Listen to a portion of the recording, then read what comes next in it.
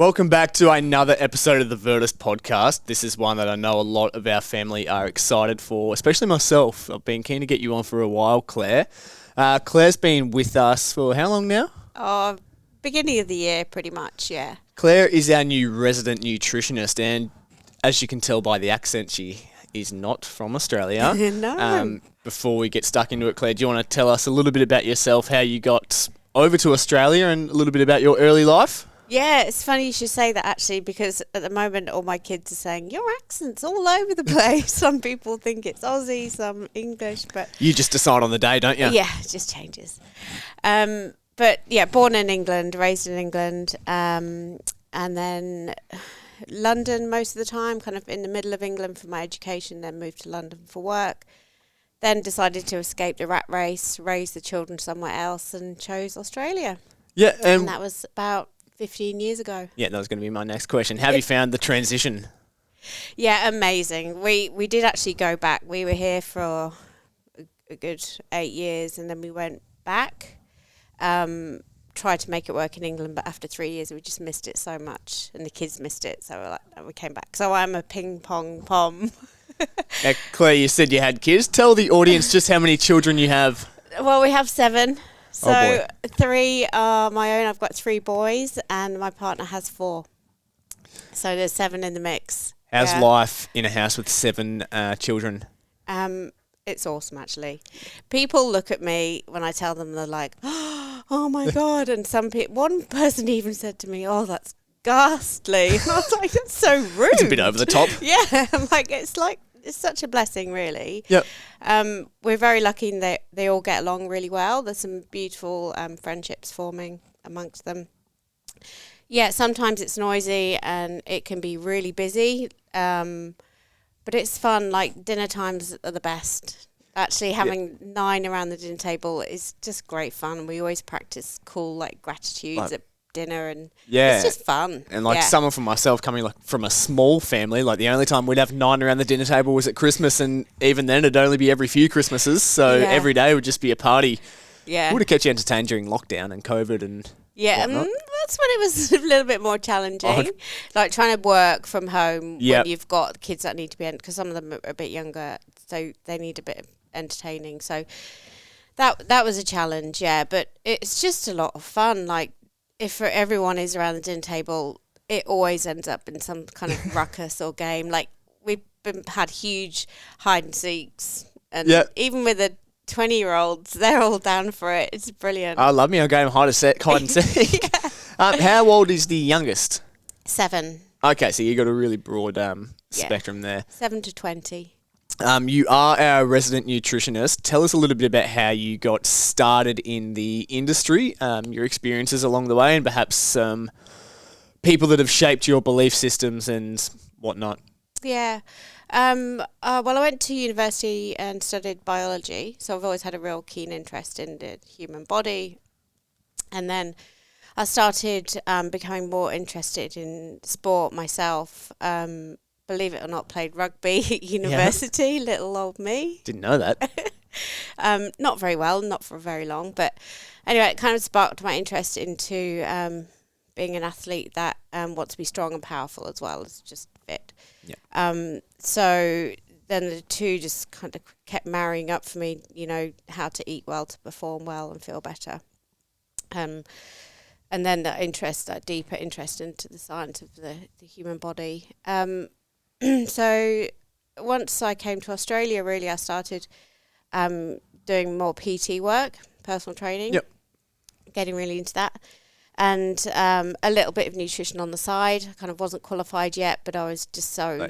it was an area of interest. Yeah, and I kind of helped a few friends out along the way and stuff, and always experimenting on myself. I was like my own guinea pig a lot of the time. And then I stumbled across CrossFit, and it just ticked all the boxes for me, strong, powerful, fast, all those things, loads of new skills to learn all the time. And then that just pushed my interest in nutrition even further. So I started coaching CrossFit, doing even more research into nutrition, and eventually decided to take the plunge and study nutrition. And was that fueled by a desire to learn how to fuel best to perform for CrossFit? It was initially, Yep. because when I started CrossFit, it was kind of when it just burst onto the scene, and there was a huge interest in like the paleo diet. Yeah. So I just took a deep dive into that, and it just stayed with me, and I just kept wanting to learn more and more. So I tried just about everything, every diet that's out there. I've tried it because I'm just so interested to see if it worked. Yeah. And yeah, that's one of my big training philosophies too. And I guess training and nutrition, they are a little bit intrinsically linked. Like I've tried just about every single training fad under the sun just to see how it works. Like I think being your own guinea pig in your own science experiment is the best way to do things. Yeah, I agree. So you said you started with biology. You started studying biology. What did you initially want to be before you got into nutrition? I always had these like fantasies that I'd do medicine. That was always the goal. Yep. And the kind of, not that I have any regrets in life, but maybe if I'd pulled my socks up at school and didn't have as much fun as a kind of adolescent, maybe I would have gone down that route. My brother did. But yeah, I just didn't behave myself in school, didn't get the grades. So, and I loved biology, and I got in to study it. So yeah, that's a fantastic segue into my next question. In what was life like growing up in the UK as Clare Power? Cold and grey. Yeah. I don't know if you've been to the UK, but it feels like the sky sits here. But there are some parts of England that are beautiful, like where my parents lived up in North Yorkshire, so right up near Scotland. You know, it's beautiful. It really is. I had 3 older brothers.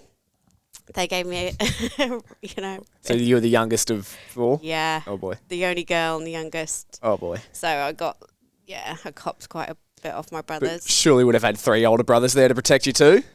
They did protect me at the same time, but a lot of the time they wanted to get rid of me. And in fact, one of my brothers, he was doing this like cadet army training thing at school, and he dressed me up in all of his camouflage gear and put it on my face, and I thought it was the coolest thing ever. He was like, go into the garden because you'll be fully camouflaged and we won't be able to see you. I can see where this is going. So I was there hiding away for ages thinking, this is so cool. They actually can't see me. And they of course they could. They just wanted to get me out of the house. Oh, my goodness. How old were you when that happened, did you say? About 16? No, I wasn't. About 6. Oh, jeepers. Yeah. Very good. From there, you came over to Australia. How did you find us here at Virtus? 'Cause that's a question I don't know the answer to either. Oh, well, I moved down to the peninsula, I don't know, about 5 or 6 years ago. Yep. And pursued CrossFit still, but I was travelling back to Cheltenham to do that, which just wasn't sustainable, especially when COVID hit and all the rest of it. So I needed to find the next best thing, and I knew that I actually needed a break from doing CrossFit anyway. So I'd also, because I'd coached and had quite a deep journey into lots of different versions of training, I was really, really fussy about where I wanted to go. Yeah. So I tried loads of things. Because I knew I was having that break from CrossFit, I thought I'm going to have an open mind and try lots of things, even try pole dancing. Like I was just going to put myself out there and see what's available. But I just loved the culture when I dropped into Virtus, and I loved the programming for a start because I'd had enough of smashing my body. I just wanted to stay strong, get stronger for longevity. That was like my only real goal at that time, and it just ticks the boxes. And that's a common theme I see, like when it gets to that point, a lot of people just want to be able to do the things they love doing pain-free and for as long as physically possible. And so they've just got to pick a method of training that's going to help facilitate the things that they want to do. And have fun along the way. If you're not enjoying it, you're not going to a great community of people that makes it easy to come into work or come into train and just come and hang out. I remember, it was earlier this year, I believe you came and did a free seminar for the Virtus family, and I always get nervous with that sort of stuff. I don't know why. I'm just a bit funny with nutrition. I think it is because it is similar to training and strength and conditioning. It is such a jungle out there on social media, so I'm always just a bit iffy. But I remember you came and like blew me away, and I was really, really rapt with your seminar you did for the fam. Thought thought it was phenomenal, really evidence-based and just no bullshit. You said you've dipped your toe into just about every single fad diet under the sun. Do you want to give us a really, really condensed overview of some of your learnings with your own nutrition along the journey? Yeah. I think one of the things that can annoy me the most is people eliminating entire food groups in the diet for no reason. If you have, if you've got an allergy to a food or an intolerance, then yes, we need to eliminate it. But other than that, why would you deprive your body of so many available nutrients? Usually just in an effort to lose weight. We'll probably talk about why you would lose weight later on if you do that. But complete elimination of food groups. And I think looking for shortcuts as well. You know, there's, like you say, social media is flooded with all these fad diets and protocols, you know, especially when it comes to hormonal stuff. There's so many supplements, you know, take this pill and you'll lose your belly fat in 9 days. That's it. It draws parallels to the training journey. Everyone's looking for a shortcut. Everyone's looking for the magic bullet, and it simply just doesn't exist. No, so 6-week challenges, things like that to lose weight. They can annoy me as well because nutrition's a long-term thing, you know. Oh, yeah. Any other learnings throughout that journey of dipping your toe in the water? Yeah, I've definitely learnt the importance of nutrient density. Yep. But on the flip side, not to demonise food either. Like, I don't think there's such a thing as bad food. There's just food that provides more nutrition than other food. Yeah. That's, you know, totally. Keep it simple. Yeah. Yeah, and that was a big rabbit hole and trap I fell into with myself. Last year, I got so obsessed with nutrient density and perhaps avoiding foods that may or may not have been inflammatory and bad for my system. And it was the stress of actually trying so hard to eat everything organic, grass-fed organic meat and everything just so nutrient dense that actually probably wreaked more havoc on my health than just chilling out and sort of eating whatever worked for me. Yeah, it's really interesting to have a go at that stuff. I did a similar thing. I went a real deep dive. I cut out heaps of stuff. I was literally eating like duck eggs and trying to source all these duck eggs. Yeah, just to get that broader range of nutrients. And trying to source all the, you know, salmon that was wild caught, and it was really expensive and just not sustainable. Yeah. And were all 7 children in the house following along? No. That was life before 7 kids. Oh, yeah. That's it. Because it is quite a hit on the wallet. And I think what I didn't realise is you don't have to fork out for the top shelf grass-fed organic biodynamic meat or salmon. Like, you know, near enough is good enough, and it's not a long-term thing. Like, one day, hopefully, you'll have the resources in which you can buy the top notch, but like near enough in the short term is good enough. Yeah, there's some things that I do choose to spend a bit more money on, and that would be the stuff that matters to me. So that's like the fruit and veg. Yeah, I wouldn't mind spending more, or I do spend more money on that because I eat it, the kids all eat it, so I want to make sure it's as fresh as possible. Yeah, absolutely. Lasts longer too. So you actually, it probably does work out the same, or if not cheaper, if that fruit and veg isn't being thrown out after a couple of days. Yeah, and from an ethical standpoint for mine, things like open range eggs and wild caught fish as opposed to farmed or caged is a big one for me that I'm happy to spend a couple of extra dollars on. Yeah. Hey, just circling back to your kids, how did you find life, I guess, preparing and cooking and financially affording food and meals for 7 children in the house? Yeah. I actually did a story about it last week because a few people were asking me how do I do it. So I have to plan the dinners. Otherwise, I can end up doubling the food bill if we're just doing it on the fly. So I plan all of the dinners, and I always have in the back of my mind that will do lunches for X, Y, and Z's. Leftovers for X, Y, and Z's lunches the next day. And then it is a bit of a round trip because I'll go to the farm to get my fruit and veggies, and I might go somewhere else for meat and fish, and then the supermarket just for kind of staples. So it's anything between $300 and $500 a week to feed all of us. Oh boy. Yeah. That includes breakfast, lunches, you know, all the snacky stuff. Because there are kids. I'm not going to say there's going to be no chips in the house or no Tim Tams. Of course there is, you know. Totally. I can't, although I try and home bake, I can't keep up with them. So, and there's teenagers, They they come down at midnight and it's all gone. So, so I plan it, and I do try and keep it economical in terms of cuts of meat, like corned beef and so on. And my partner's Irish, so he's great with potatoes. There's lots of mashed potatoes going down. So yeah, we do try and keep the cost down where we can, but I try and put out good dinners because that's the only meal really I have control over. Yeah. Do you have any tips and tricks for the audience for like some really cheap, and this is one of the questions here from Bailey Schmidt actually, some really cheap and quick and easy substitutes or hacks in regards to nutrition? And I've put you right on the spot here, so take your time if you need to think about it. Well, things like lentils are really good. They're cheap. Get them anywhere, and they're great for bulking out dishes. Yep. Like if you were doing a bolognese or something, you can just add in a can of lentils. And define bulking out dishes just for more satiety, just to make you fuller? Well, yeah, the lentils are going to make you fuller because they're so high in protein and fibre, but also it's going to make the meal go further. So, if you make a spag bowl, put some lentils in, you're probably going to get 2 meals. For 7 children, that's huge. Yeah. So that's a good way to do it. Just thinking about how to bulk it out. And what else did he say?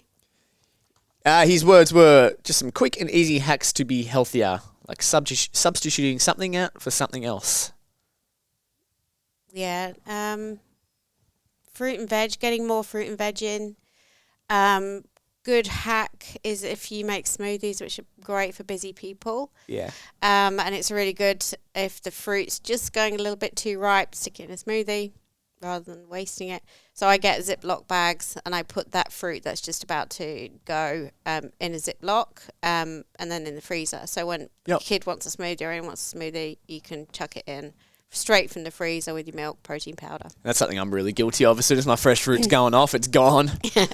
Freeze it. So that needs to go in a Ziploc bag in the freezer and then blended. Yep. You've tried just about every diet under the sun. What are your thoughts on optimal nutrition? 1, is it a thing? And 2, if so, what is it and does it exist? Or is it just going to be differ from person to person? Yeah, it's going to differ from person to person.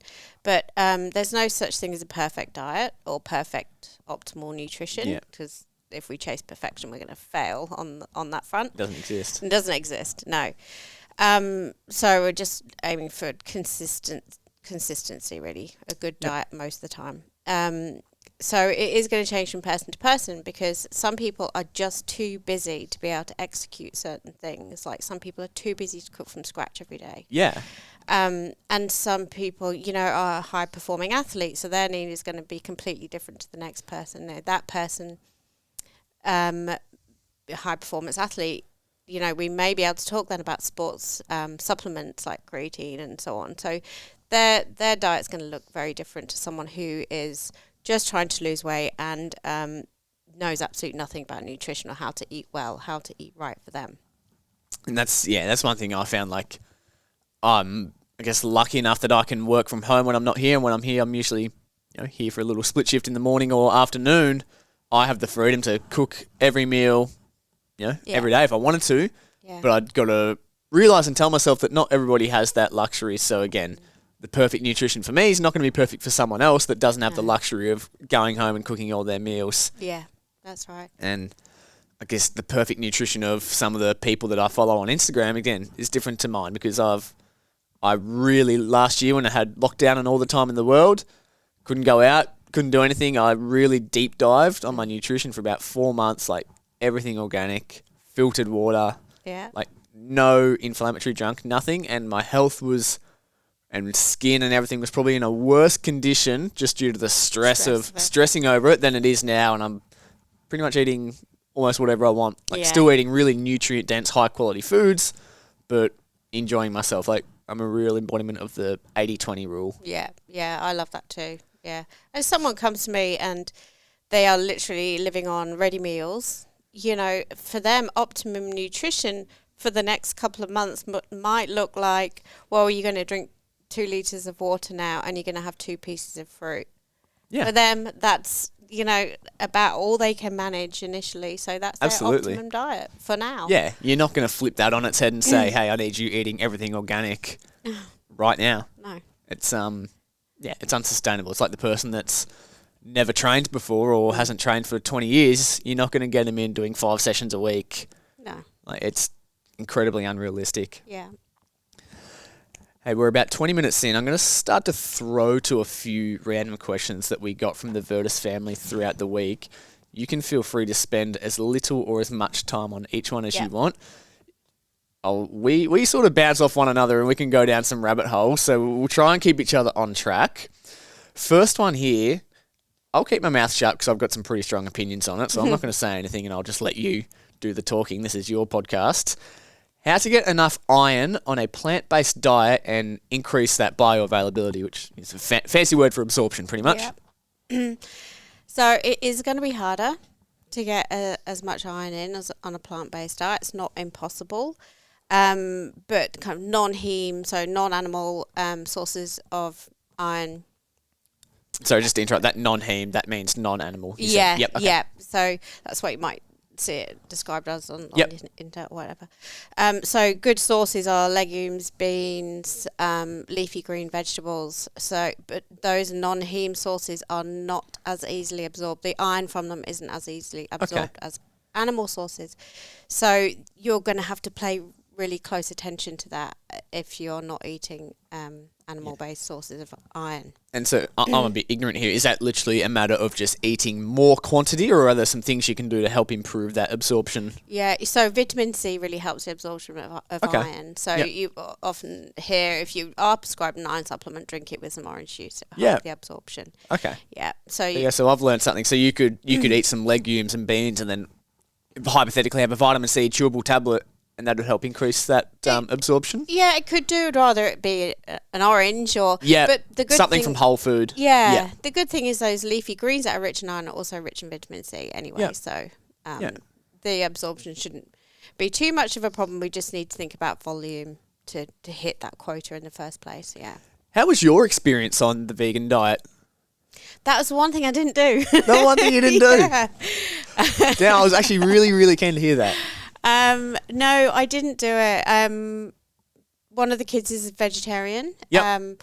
We managed that fine. It's good. It encourages everyone else to eat more vegetables because I have to think about what I'm serving her. There are some things to watch out for, and because Ruby's a teenage girl as well, I'm kind of conscious that we really need to pay attention to her iron. It's a huge rapid growth spurt age anyway, and then when girls start menstruating, we can have an added pressure on the body for that iron.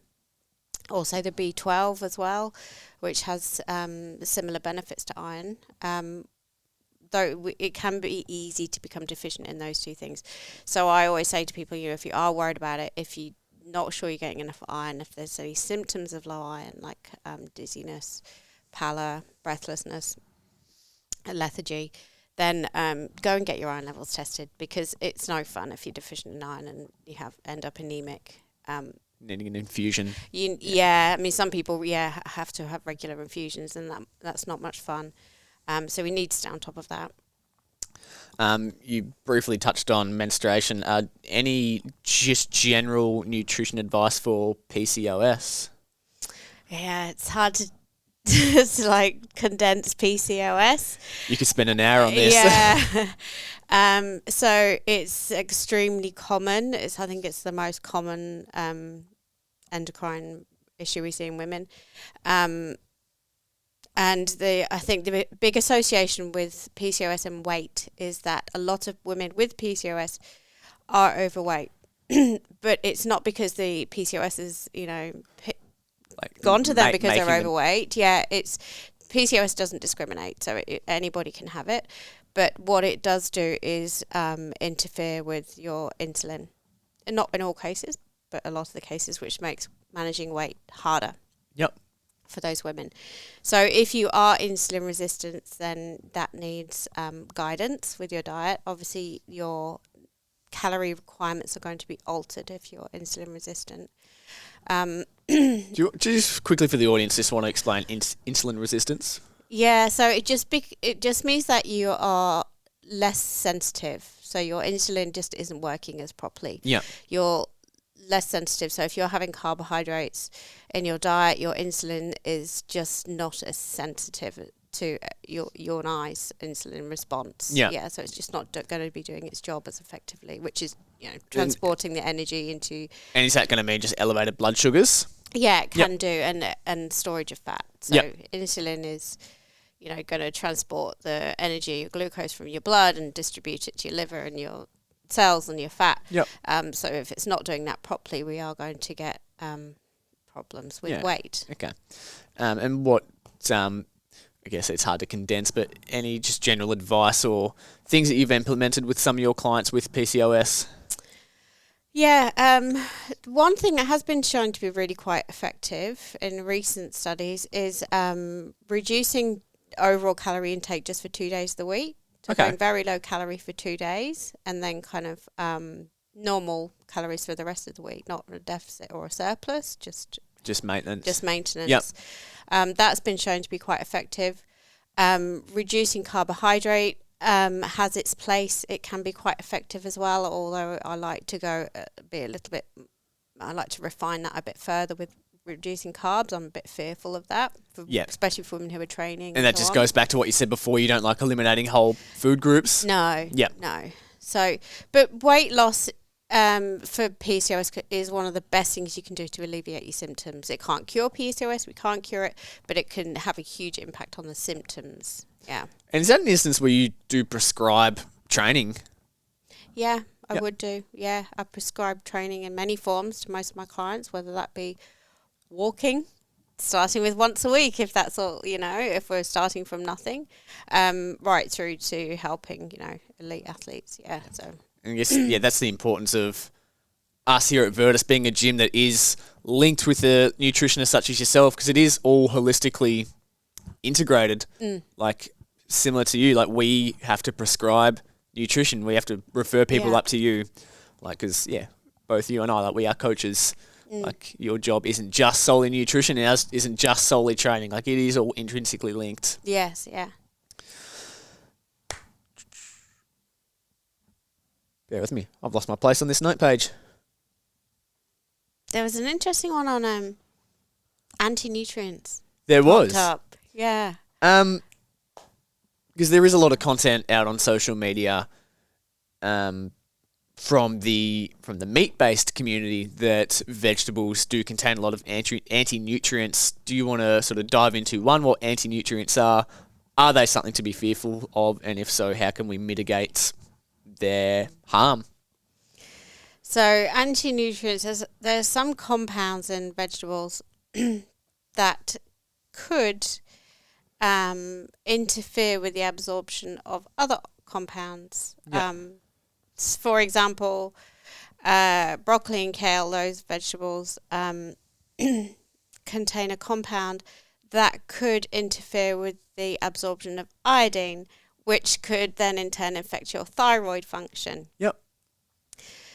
And I think if we're going to start sweating stuff on this scale, you're really going to run into problems. We're going to end up where you and I were, like living on duck eggs and trying to source, like, it gets too much. And if you have problems with your thyroid, then you could look at that. There are so many ways that you can, if you're worried about anti-nutrients, is reduce them, like cooking, steaming, fermenting, basically just how we cook vegetables anyway. Vegetables bring such an abundance of nutrition. I would be really disappointed if people started turning away vegetables because they're worried about anti-nutrients. Just for the small... Tiny, it's minute. Yeah. Yeah. Please don't sweat that small stuff, please. And that's right. Like when traditionally prepared by cooking, you are mitigating pretty much 100% of the risk. Yeah. And again, that's a trap I fell into last year too. On the sort of vegan v carnivore, would a carnivore diet sort of increase a risk of sort of gout, or how can you get more nutrients in on a meat-based diet? You mean purely meat, like this carnivore? So yeah, so it was one, I don't have it on my sheet here, but a friend asked me how do you get more nutrients in on a meat-based diet, or can that diet increase your risk of nutrient deficiencies? Absolutely, it could. Yeah, if that meat, you're eating too much animal protein and you're pushing out any room for fruit and veg and grains, of course you're going to be missing out on loads of nutrition. So I don't like the idea at all, really. It could leave you deficient in vitamins and minerals for sure. Yeah. You said we touched on nutrient density before. This isn't really a question here. It just says nutrient density versus calorie counting.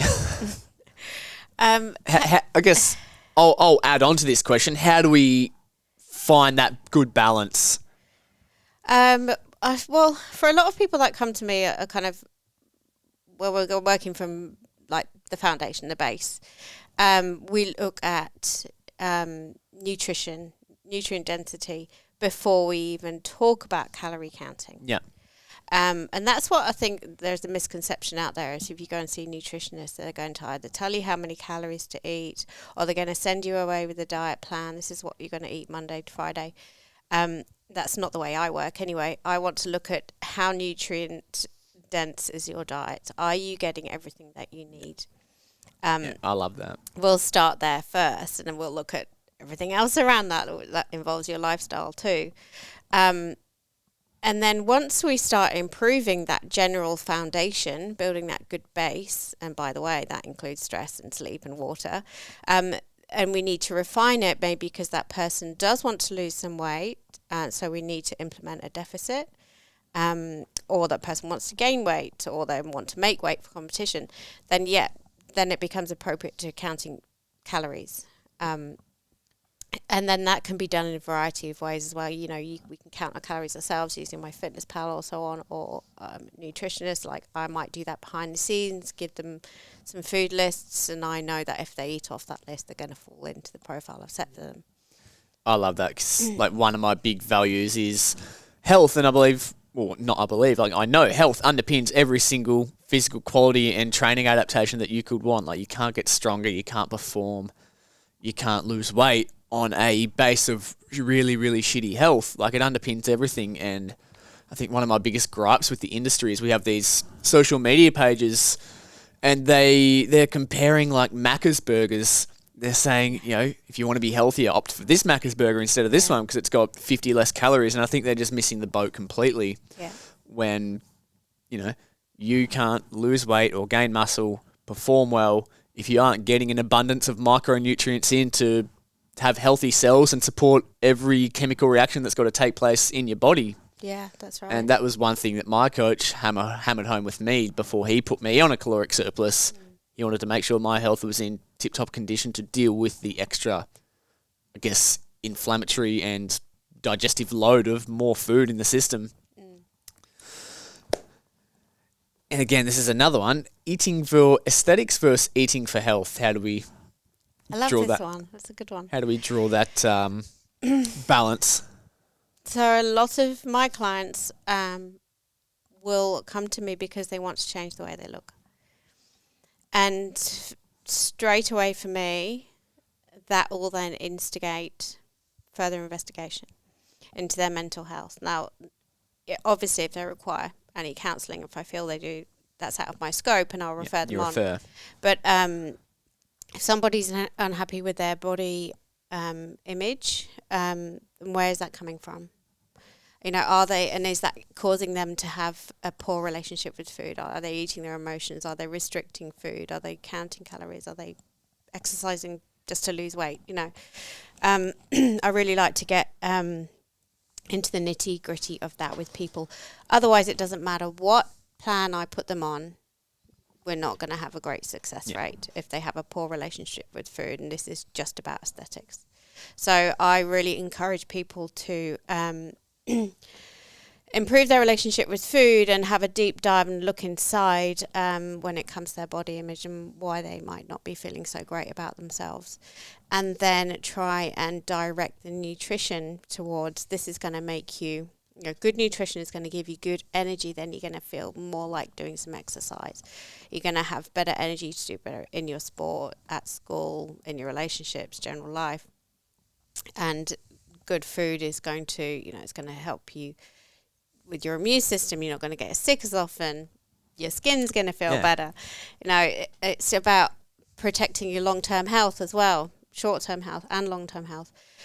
So I kind of direct them towards why we're going to have good nutrition. Yeah, and that's not necessarily what's going to get you a six-pack, but is a six-pack going to make you happy? Yeah. Really? Yeah, totally. Is anyone going to love you more or less if you got a six-pack? No. And that's great, because we have all new members fill out a holistic wellness scale, which is pretty much 10 components of their life, which I'm pretty sure you would have filled in when you first joined up. And that's your hydration, sleep quantity, sleep quality, stress levels, all these different aspects of your life, which when you look at them, you don't think, oh, that's going to help me reach my goals. But as you said, if your nutrition's on point, your immunity is going to be on point.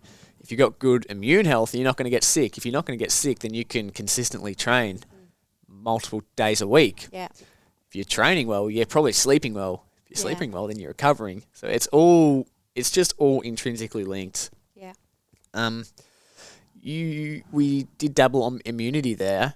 What are some immune health hacks that you might have for the family? Me and you chatted about this before, because as the audience might be able to hear, I'm sounding a little bit nasally. I'm a little bit under the weather. You gave some great ones to me off the camera before. Do you just want to delve briefly into your best immune health supplements and supports? Yeah, well, I guess I've seen heaps of COVID and flu, and everyone's immune system seems a bit out of whack right now, we should talk about why after this. Oh, yeah.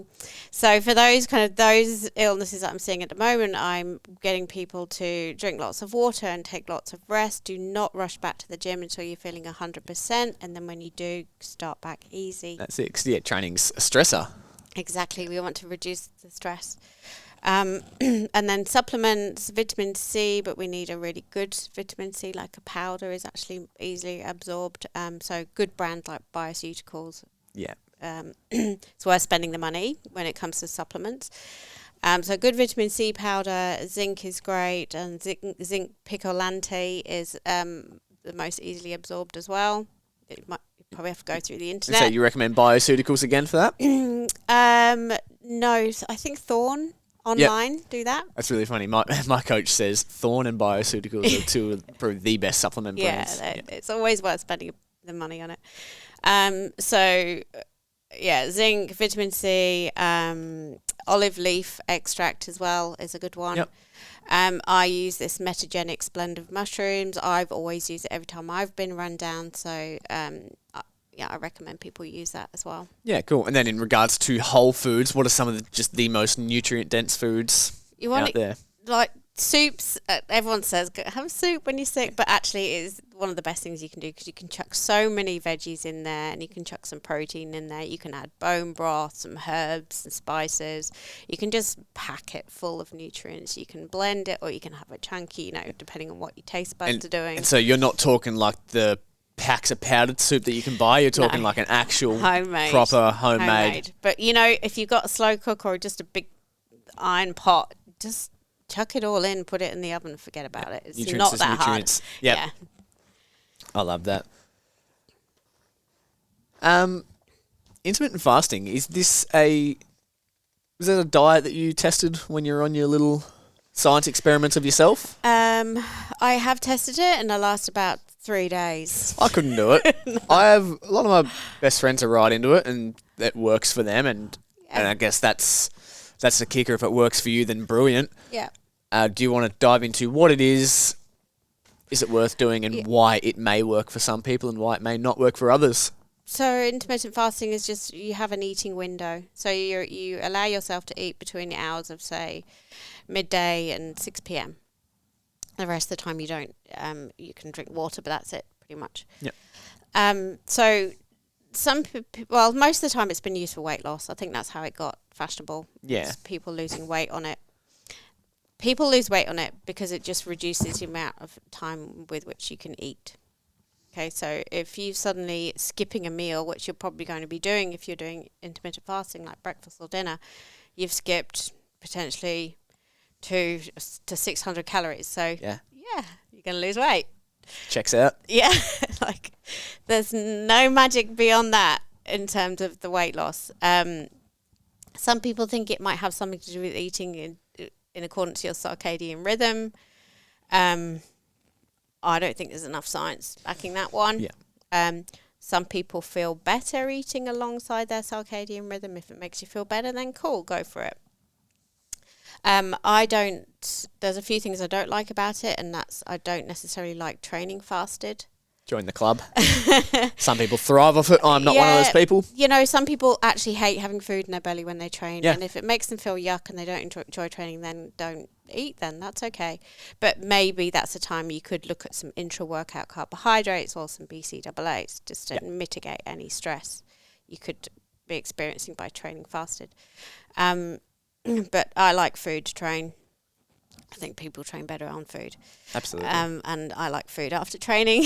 And I like food before bed because it helps you sleep better. So food is fuel. I just love food. Yeah. Hey, back on that BCAA, like, because a lot of influencers on social media love to shit on BCAAs, and I don't think they're 100% necessary at all, but I don't think there's any reason to shit on them. Do you want to quickly delve into what they are and how they can be of benefit? Yeah, so they're branched chain amino acids. There's 21 amino acids, and we need all of them to stimulate muscle protein synthesis. Yep. Leucine being the biggest trigger for muscle growth. Okay. So to hit all of those 21 amino acids, we need to have a really nice varied amount of protein in our diet. If we're just having chicken and eggs, we're not going to hit all 21. We need to have fish and red meat and pulses and so on. So if people aren't having a varied amount of protein in their diet, BCAAs can help kind of bring you up to hitting that profile of 21 amino acids. Yep. So I think they have a place then. Yep. Yeah. And I also have been reading a lot lately about the benefits of leucine for women during their period or in the run-up to the period. It can really help mitigate those feelings of fatigue and brain fog. Okay. So I'm asking my females who suffer with PMS to have BCAAs or just leucine in the week before the period if they're feeling a bit, fatigued and perhaps don't really want to go to the gym, Any good brands of leucine or BCAA that you'd recommend for the family? Oh, I just think with any supplement, pick the brand that's not got an ingredients list as long as you are. If the stuff on there you can't pronounce, let alone know what it is, avoid it. Yeah. That's great advice. On the supplement chat, creatine is one of my absolute favourite supplements. Incredibly well researched, incredibly beneficial. Is a loading phase necessary? Asks Matthew Bullis. Yeah, it can. Not necessary.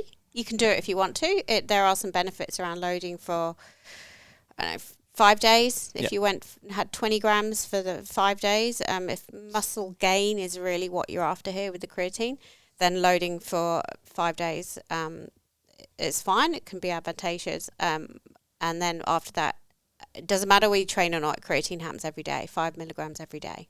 Yep. Yeah, that's your maintenance dose. Yeah, Okay. Creatine's great. Good supplement.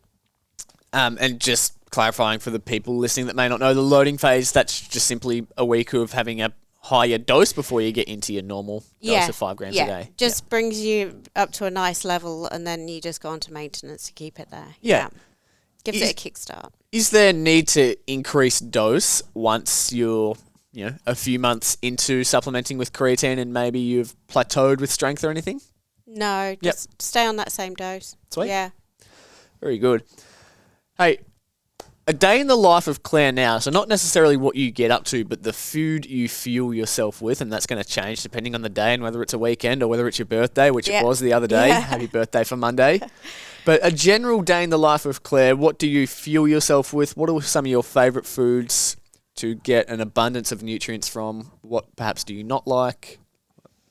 Brekkie, that changes if I'm going to work out, then I opt for fast carbs. Yep. Which such as I'll go white bread, ripe banana, quick oats. These are carbohydrates that don't have as much fiber in them, so you're going to get the energy from them a lot quicker. Yep. And that pre-workout breakfast, I would avoid protein and fat then as well. Maybe a little bit of protein, but I just want energy fast. So if I'm not training, then I'll go more heavier on proteins and fats. So I love my eggs and I love smashed avo on toast and with goat's cheese and chili. I'm a chili fiend. Love that. So brekkie, depends on the training. Lunch, luckily live around the corner, so I can nick home for lunch most days. And I usually have leftovers for what we've had for dinner.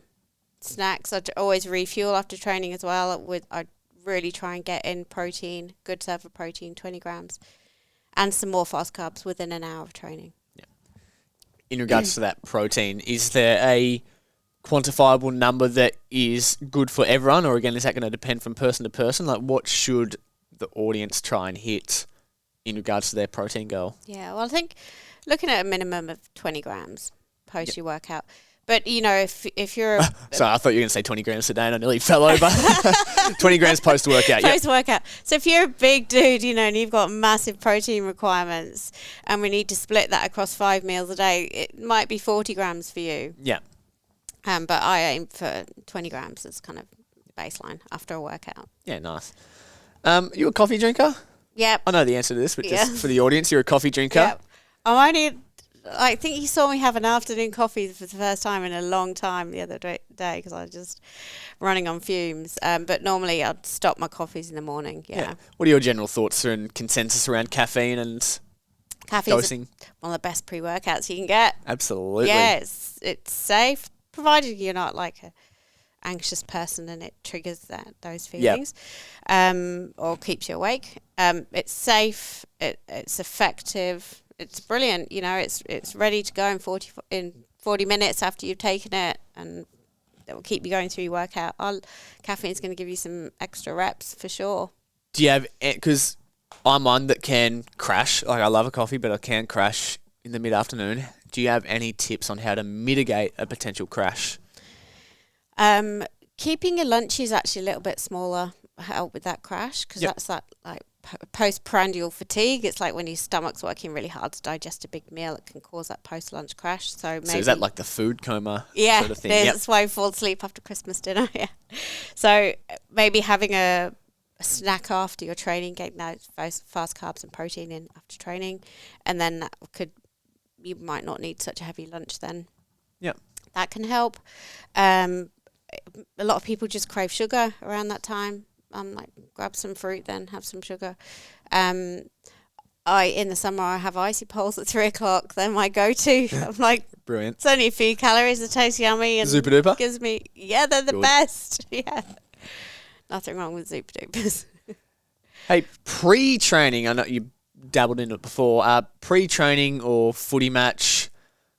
What's an ideal sort of time window? Because I asked this question because it was a few weeks ago at footy.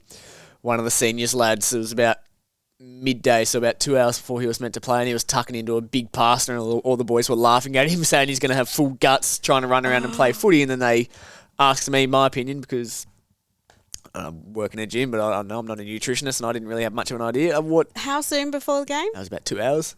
Yeah, it's a bit too soon. So what's an ideal time window and amount of food and, I guess, breakdown of macronutrients prior to a game such as footy? So I'd like 3 or 4 hours before. So if you got an early game, I guess you're going to apply this to dinner. But you want a good amount of fast carbs. So again, those low fiber carbs. So heaps of pasta, heaps of rice, and some protein in there as well. Not a huge amount. just a single serve of protein. Is there a reason for that? Because it slows down the release of the energy from the fast carbs. Okay. Yeah. So we just want to keep, it's all carb orientated, like it's all fuel at the end of the day. So 3-4 hours, you want that big meal, fast carbs, protein. And then an hour, right up to 30 minutes before the game, more fast carbs, top up those stores. So, but not too much. Like I love, I've just helped a team of footy boys recently, and I've just told them to go white bread and jam or honey, like half an hour before the game, and they were flying apparently. So Love that. Topping up the fast carbs. Yeah. You did spend some time with Balnarring Football Club doing some seminars with their teams. What did you find to be some of the key learnings that they may have taken away from your seminar? I think the most I guess, sorry, what I'm trying to ask is, like, what were some of the big gaps in their knowledge? Most of them were really shocked when I actually took veggies and protein along and said, this is actually how many vegetables you need to be eating Brought a day. a visual aid. Love that. And they were like, oh my God. And the protein as well. They didn't realise how much protein they actually needed. And I think, especially in my generation, there was a lot of fear mongering, like you can't feed your kids a high protein diet, sugar is the devil, you know. There was a little bit of work to do around that. Like, you need this much protein. You know, you growing lads going through puberty, you're playing high demanding sport, you need it. And this is how much, this is what it looks like. And they're like, whoa. And what else did I? Oh, yeah, and the sugar as well. The parents are a little bit. When I said Gatorade's okay, Yeah. if half time, if you need a top up of electrolytes, water, and glucose, what's wrong with Gatorade? That's it. And I guess what people don't realise is hydration isn't just water, is it? No, you need your electrolytes too. Yeah. We've got like 10 minutes left. I'm keen to do some myth busting with you, some debunking. Starting with that protein and sugar one that you just touched on before, do you want to expand on that a little bit? What were some of the fears that people had in the past in regards to high protein, high sugar diets, and do you want to just shoot them in the head for us? Yeah, so high protein, it's going to damage your kidneys. No, it's not. I've seen studies, you've had guys on huge amount, more protein you can imagine, and there's been no impairment to renal function at all. So, no, it's fine. Sugar? Look, worst case scenario, you might gain a little bit of unwanted weight, or you might get some tooth decay. Short term, it's really not a problem. It's instant fuel, okay? Like if you're high demanding sports, Gatorade, sugar, super duper, it's fine. It's just about in using it appropriately. Yeah. Long term effects, though, we don't really want to gain huge amount of weight. So that's why I say use it appropriately. We've done the anti-nutrients in vegetables. What about in regards to nuts? Were there any myths and misconceptions around nuts? I haven't heard any. I just know that people go, nuts are really good for you, so they eat 10 fistfuls and wonder why they gain weight. Are nuts a good source of protein? Per nut, there's quite a lot of protein there, but you have to eat a lot of nuts to get a decent serve of protein in there. That's it. That's sort of what I was trying to get at with that one. I hear a lot like nuts are a good source of protein, but in reality, you need to eat an arse load of nuts to hit any sort of meaningful protein. Yeah, and it's like when people say, but a gorilla's a vegetarian. Look how muscly they are. They don't eat protein. I'm like, well, they do, because there is protein in what they're eating. But have you seen how much a gorilla eats? It's outrageous. If you want to eat that much to hit your protein requirements, go for it. Are there any more myths and misconceptions that really drive you mental that you want to clear up? And again, I've put you on the spot, so you can take 20 or so seconds to think. Carbs make you fat. Carbs don't make you fat. Too many calories can make you fat. Yeah. Literally. Hey, what is one thing that you wish you could teach the world? And it doesn't have to be in regards to nutrition, just anything you could teach the world. Oh, that's huge. We're going deep. Yeah. We're going deep in the last 2 minutes. Teach the world. Wow. Be grateful. Be kind. It's so cliche, but that's the message that we're always trying to drill home to our kids. So it's so simple. Yeah. And probably one theme that's been prevalent throughout this podcast is it really is just simple, like nutrition, training. Yeah. Like there are no quick fixes. There are no fads that are really efficable. It's all just simple. Yeah. Any more for any more? Any parting words of wisdom for the family? Look, I do place a strong emphasis on stress when people come to see me. And like I said, if there's some issues around body image and so on, touch on mental health, it's a huge part of nutrition. It really is, because it is going to be so hard to execute any kind of plan if you're stressed, not sleeping enough. Absolutely, So that's such an important part of it. So I would just say to anyone, if you're going to embark on any kind of eating plan, just make sure the foundations are fixed first. Yeah. What are some things you implement to help people reduce stress? Oh God, that's a deep dive. Isn't it ever? I ask people what they're doing already. Is it working? Great, let's do more of it. If they're not doing anything, then we need to experiment. Yep. So that could be meditation. Meditation's amazing. If it didn't work, it wouldn't still be here thousands of years later. Yeah. But it takes practice. The benefits accumulate. The more you do it, the better you get, the more benefits you get. Meditation is cool.